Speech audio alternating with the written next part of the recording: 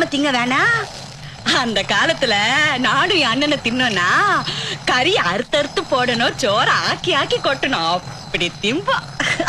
என் புள்ள என்ன மாதிரி அளவோட தான் சாப்பிடுவான்.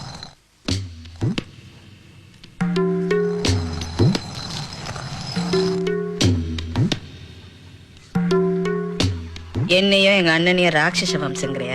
என்ன மாதிரி அம்பு கிழக்குற? நீச்ச தண்ணி குடி. பயந்துட்டியா? சரி விடு. 2 நாளா அங்கனுக்குள்ளே இருந்து மரும புள்ள ஓடி வந்துருச்சுல, பவள கொடி. மாமனை காணோம், மாமனை காணோம். இதுதான் மாம இருந்த இடம், இதுதான் மாம சாப்பிட்ட இடம், இதுதான் உப்பு மூட்டை தூக்கின இடம், இதுதான் விளையாடின இடம்னு அங்கிட்ட இங்கிட்ட திரிஞ்சுகிட்டு இருக்கா. சரி, இன்னொரு சேவலை அடிச்சு சமைச்சு போடலான்னு பார்த்தா அதுக்குள்ள புள்ள சொல்லாம கொள்ளாம ஓடி வந்துருச்சு. அதான் கையோடய 2 சேவலை புடிச்சுக்கிட்டு வந்தேன். அதுக்கு மெனக்கிட்டு இது 2ஐயும் கொண்டு வந்தியாக்கும். நானும் ஊர்பட்ட கோழிய வளர்த்துவதேன். சீம கோழில இருந்து சீரழிஞ்ச சீக்கு கோழி வரைக்கும். உங்க அண்ணன் தான் பாதி கோழிய கல்ல விட்டு எரிஞ்சு அடிச்சு கொண்டு தின்னுபிட்டாக. இல்லனா ஊர் முழுக்க நம்ம கோழி தான். ஆமா ஆமா, நீங்க இருக்கப்பட்டவ, நாங்க இல்லாதவ. 8 கல்லு தூரத்துக்கு வேகாத வெயில வந்திருக்கேனா எனக்குன்னு யாரு இருக்கா? என் நாத்தனார் ஒன்ன விட்டா அந்த பிச்சு கழுதைய உன் கையில பிடிச்சு கொடுத்தேனா நான் நிம்மதியா கரை போய் சேர்ந்துருவேன்.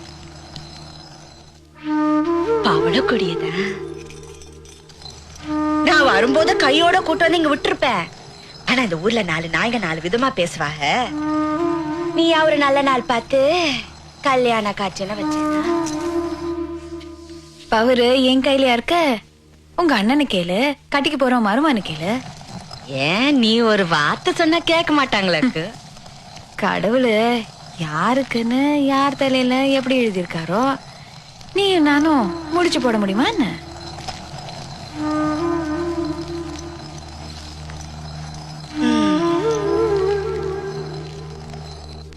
வந்த வேகத்துல எங்க கிளம்பிட்ட? நீச்ச தண்ணி கூட குடிக்காம? நான் ஒரு போக்கத்துவ.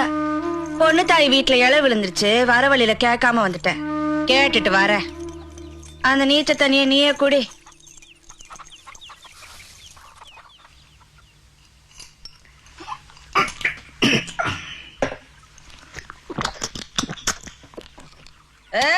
திருப்பாச்சி சிரிக்கீங்களா?